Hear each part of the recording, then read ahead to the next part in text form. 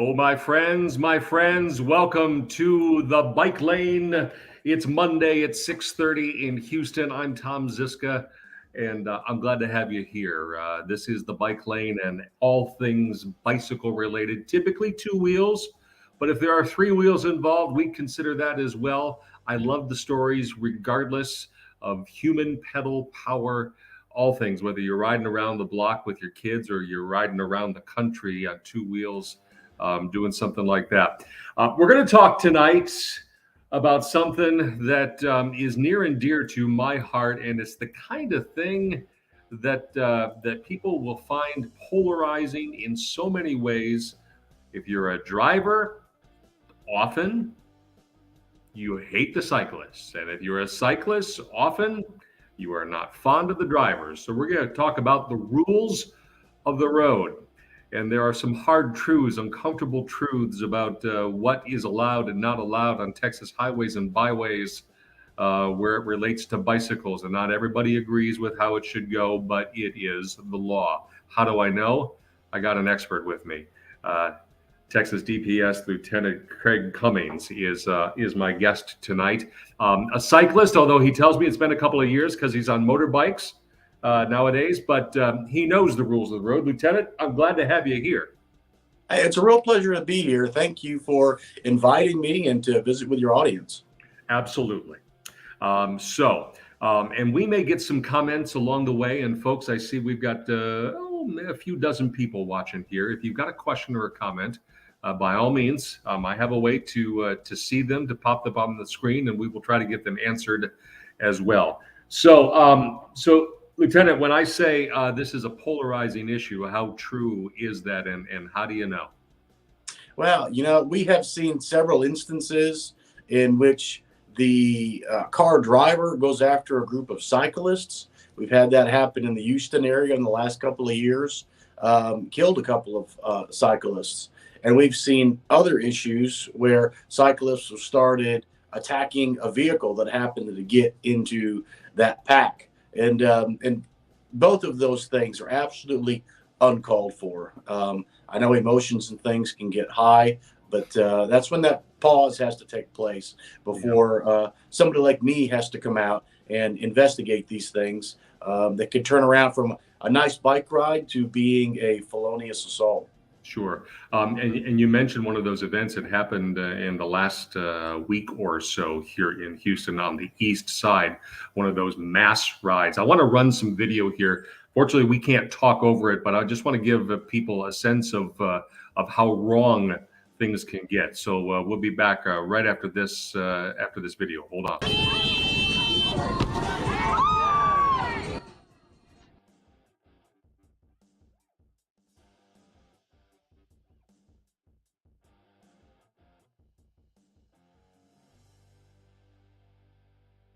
This is not going to let me speak over that, unfortunately. So that was the end of that scene, Lieutenant, where these riders and they claimed self-defense in this because this driver was trying to kind of weave his way through this massive humanity on two wheels, and these riders were riding on both sides of the yellow line. So it seems to me like there may be a little bit of fault to go around for everybody here. What do you think?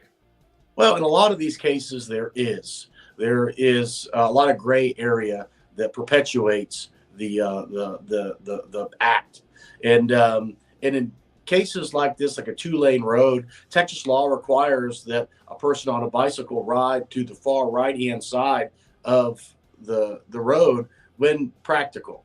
And there are certain instances when someone can ride on the left-hand side of the road, but that's usually when it's always when it's a one-way roadway. So, I mean, things like that, and riding two abreast is the most that folks are supposed to do on a regular road. So just following the laws oftentimes would prevent some of these issues because it keeps everyone in an orderly fashion, and the motorist that's driving that vehicle can predict where the cyclist is going to go, and that's extremely helpful not only for the cyclist but for motor vehicle operator. You mentioned something there that really sticks with me is being predictable, because for cyclists, you want to be able to have a reasonable expectation of how a driver is going to react. And same for drivers. I think they have a reasonable expectation to know what a cyclist is going to do. And with that in mind, let's talk about this. Texas Transportation Code, Chapter 551.101, and it just goes on and on down there. And the only reason I know this is that my favorite bike shop, before they sold themselves, printed up these laminated placards that I would ride with when I was feeling particularly feisty and had to talk to some drivers and say, "Here's the law, buddy," like that guy was going to change his mind. But Chapter 551 clearly stipulates the rules of the road, and really, to start out, the bicyclist has the same rights and responsibilities of the driver, right? Absolutely. Yeah. Only time it doesn't apply is when things can't be applied to the vehicle, to the bicycle. So, that's right. And people have to realize that there are different ways. When you are on a bicycle, looking over your shoulder may be a little bit more difficult at times, because you're balancing the bike, you're looking around, and taking those glances, depending on how you're articulating, how you're on the bike. Maybe it can more difficult to look behind you for traffic. So motorists need to be aware that there are some limitations when approaching a group of bicyclists, and bicyclists need to be aware that there is a set of limitations that the motor vehicle operator has, which is the A pillar and then the B pillar in that vehicle, that oftentimes will block entire people. It's a blind spot. And they won't even see them when they get ready to make a right-hand turn or change lanes. Yeah. And when we say the same rights and responsibilities, that means you gotta, for the cyclists, and this is the biggest complaint I hear from drivers about cyclists, is they just make up their own rules. They blow through stop signs, they blow through yellow lights, rather red lights, that sort of thing. You have to stop if you're a cyclist at a stop sign, at a stop light. You have to signal if you're going to turn. You have to do all these things that a driver is expected to do. Absolutely. And I know from riding bicycles, it is it makes it difficult to enjoy the ride when you're having to slow down from a great pace to get to a stop sign. But that's what other vehicles are expecting you to do. And there is, and all the fatalities that I've worked, there is just not even a second, but just tenths or a half of a second that make the difference between life and death. So with a bicycle, there's very little protection around someone. And in a car, there's just metal pouring through there at 30, 40 miles an hour. So absolutely, the rights and responsibilities apply. You've got to stop at stop signs, stop lights. And I would also add to that, for the bicyclist to be looking around for other vehicles that may be pulling out of a parking lot, or may not necessarily see that there is, may not perceive that there is a bicyclist there, so they can start to take some appropriate actions to mitigate that danger.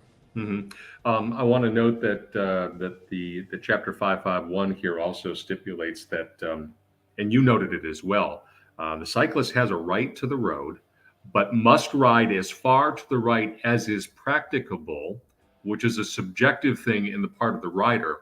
That's always been my sense, that I, as the rider, as I'm going down the road, if I see there are potholes or there's debris or there's whatever on the most right side of the road, then I need to give myself a little space so that I don't run into that stuff. But riding two abreast and having these options is the law, and drivers need to understand. And some drivers hate that. Oh yeah, we've run into those folks, especially in the summer months. It just seems to be there is going to rage or becoming violent just seems to be easier to do in the summer months, because somebody is already hot and it's easy to get agitated over a particular action. And that's when I always advocate folks in the cases that I've worked in road rage type cases. There is that moment to take that pause and to reflect on this. A year from now, are you really going to be thinking about this incident? No, you're really not. But in the moment, those emotions are very powerful, and those are very powerful factors in making someone, move to action. But that primal part of the brain needs to be calmed down before someone interjects, either as a bicyclist or as a driver. Yeah. You talk about having in your history so many accident scenes where somebody was killed over carelessness or some aggression or that sort of thing.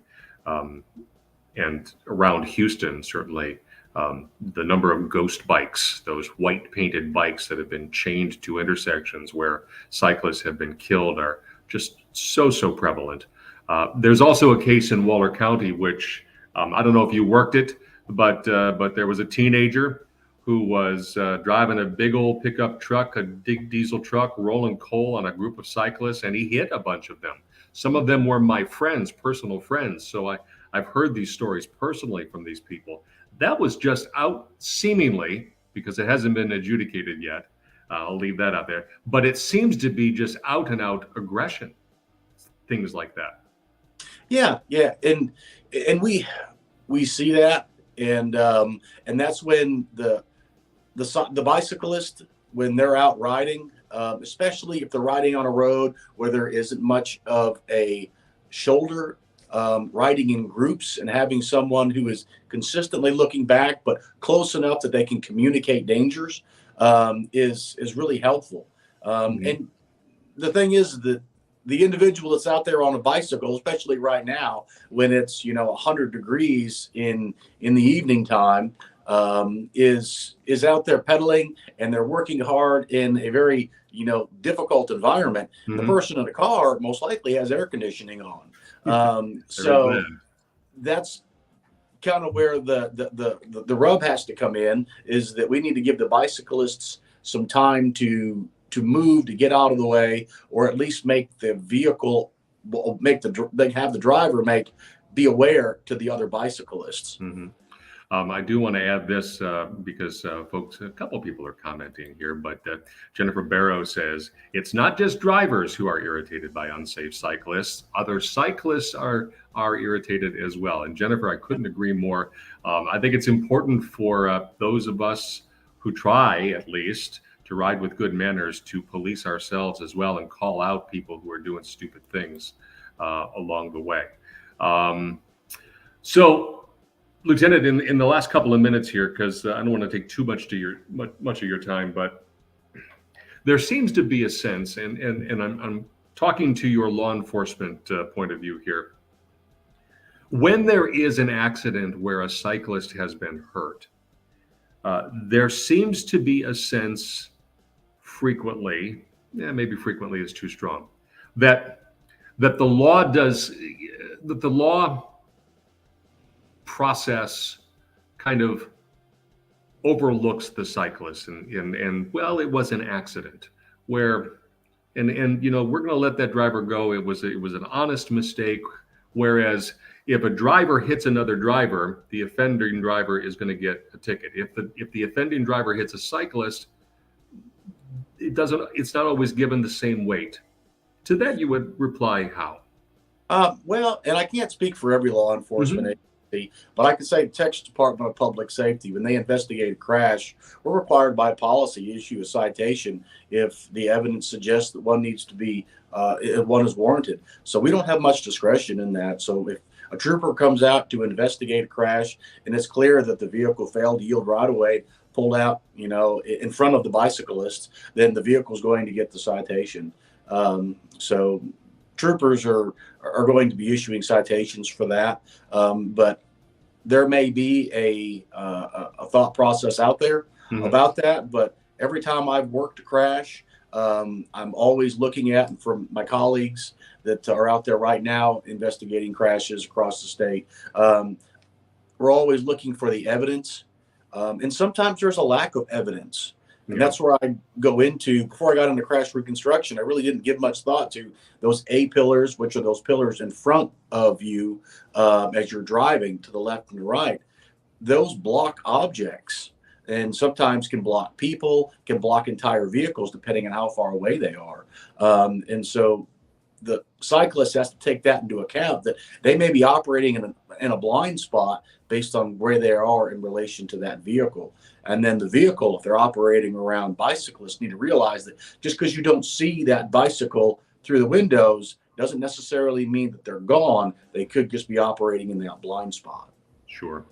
And I will note that lights are very important things.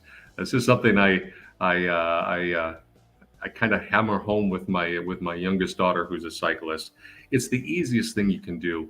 The law says you have to ride with lights at night, but I try to ride with lights anytime I'm out on the road, because anything that improves my visibility, I think, is going to help me. Do you think that's fair? Oh, absolutely. Things that draw another driver's or a driver's attention to you well before they get to you are wonderful. And they've got some really good strobe lights out there that I have seen that are powerful, not only on the back of the bicycle, but on the front as well. And being seen is the number one thing. And so I've seen some folks that wear shirts that are a real bright yellow, kind of like a highlighter type color. The more that you can do to bring awareness to yourself out there on the road, the better chance that you give to to being safe on that ride. Yep. I want to pop in this comment from Rocky Garcia, who says, "We are entitled to a full lane where there is no shoulder present or the shoulder is unsafe." Mostly true, Rocky. We're entitled to the full lane as cyclists when the road is too narrow for a rider and a car. Is that correct? Or Right. And as we talk about riding as far right as is practicable. So again, if there's a bunch of crap on the far right of the road, then you're not expected as a cyclist to ride on the crap. Forgive my language, but Yeah, absolutely. And then most drivers will see that there's a lot of debris on the far right hand side of the road. And I know it's an inconvenience for the driver to have to slow down to 10, 15, maybe 20 miles an hour as they're behind the bicyclists. But that won't be for a long period of time. But I don't want to give folks the idea that it's okay to ride anywhere in that lane, absent those certain conditions, because it's safer to ride on the right hand side of the road. And then when those conditions arrive, certainly the awareness on the bicyclist needs to become a lot more alert to the surroundings, because vehicles, one vehicle traveling at 30 miles an hour can cover quite a bit of feet in a second and a half, which is the average perception and reaction time. So someone looks down to look at a phone, by the time they look back up, that bicyclist that wasn't in the lane is now in the lane, and they still have to process and get the brakes applied to avoid a crash. I will just add, Rocky, that the Texas law stipulates that narrow road is 14 feet. So if it's 14 feet or more narrow, then that's where you have the absolute legal right to take the lane, so to speak. So just so that we're clear. Texas does not have a safe passing law as a statewide passing law. That I didn't miss that an enactment of that law, did I? No. No. I remember it was 2010. Then Governor Perry very famously vetoed the legislation that came to his desk. He said, "We don't need it," and I disagreed with the governor then. But we still don't have this law that so many states do have. I'm not going to ask you to opine whether we should or not, unless you want to wade into those waters, Lieutenant.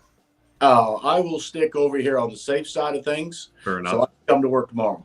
Okay, but it would be wise to give cyclists some space if you can, because absolutely nobody wants to end up talking to Lieutenant Cummings and his people. And the reality of it is when I'm out there at those fatality scenes,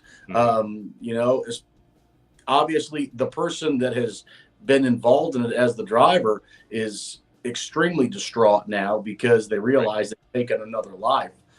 When just 5 minutes before they were listening to the music going down the road, not ever realizing that your two paths are going to converge. So there's a lot that goes into that. So give bicyclists the room to work, to enjoy themselves out there. It's hot, and bicycling is a lot of fun. And it's a great way to go out there and exercise. And somebody's driving in a vehicle, just pay that little extra attention that that cyclist can be out there, and they may or may not perceive you in the road. We want everybody going home safely. Lieutenant, before I let you go, I did have a question offline from our friends at Pearland Cycles. They wanted to know about the Idaho Stop. Do you know what the Idaho Stop is? I do not know. All right, so Idaho is one of 9 states where, and it started there in Idaho, where they allow cyclists, and well, I'm not going to go too deep. I know it's cyclists, to treat a stop sign basically as a yield sign. If they're out in the middle of nowhere and they're coming up on a stop sign and they look around and there's nothing going on, and this happens a lot. And I know you remember from when you were riding a bike, even here in Texas, where you look around and you're the only one there. But in Idaho, you can roll it. In Texas, you cannot. Is this something maybe, could we possibly consider such a thing like that? I think and there's a lot of opportunities there. Just to be clear, in Texas, that's not legal. So, and I don't want to get into the legislature's lane of deciding what laws that they would like to bring to bear. My role is to enforce the laws that they have put on the books. And right now, that's not the case. There are certainly arguments for it and arguments against it, and that's what we have the House for. And that's why that man has spokesman for DPS attached to his name. That was very, very, very nicely kind of navigated, good sir. I appreciate it. Thank you. Look, I've kept you a couple minutes longer than I told you I would, so I want to say thank you for helping to clarify the rules of the road, so that drivers and cyclists alike can follow them and stay safely as well, as we travel down the bike lane, as we are tonight on this Monday. Lieutenant Craig Cummings, thank you very much. I always appreciate your wisdom. It's good to see you, good sir. Likewise. Have a good evening. Thank you too. You too. So that, my friends, thank you to him. And as always, if you've got some questions or ideas for anything about this or bicycle-related stories, I got a long list of them, but there's room for more. Hit me up at the email. It's scrolling there at the bottom of my screen, or hit me up on Facebook or Twitter. Chances are you can find me there as well. I'd love to hear from you. I'd love to hear your thoughts as well. So with that in mind, I urge you to ride safely. Go out and ride when it's comfortable.